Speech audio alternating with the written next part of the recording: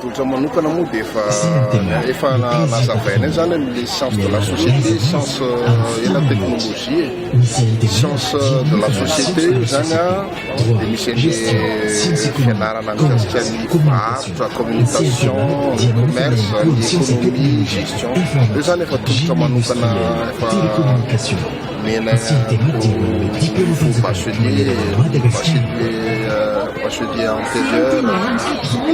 ny teknolojia no mazava ho azy fa tolotra natokana anty toam-pianarana fitandrefonsoroarivo zany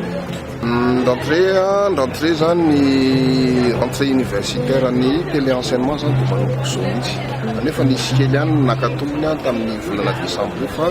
ty mois de janvier février ty zany natokana ho an'ireo retardataire mihitsy satria efa nisy ny concours mivoaka ny valy concours rehetra dia ho an'ireo zay tsy naombony dia raisinay foana hatramin'izao dia ny tena tombony amin'le fampianarana mpitain-davitra moa ny mpianatra anankiray zany dia mahazo tombony sady mianatra izy miasa ohatrany any ambanivohitra zao afaka manao ny asany any ambanivohitra izy nefa etsy an-danitra izy efa afaka mianatra satria le téléenseignement zany le mpitain-davitra efa voninao zany ny boky rehetra efa vonina ny cours amina matière anankiray ohatra dia efa voninao dia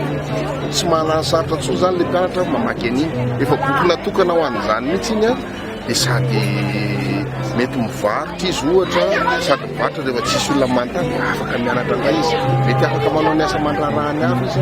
afaka mianatra ihany koa izy zay zany tena tombony be ho an'ny mpianatra ny téléenseignement anaty le fampianarana mpitain-davitra zany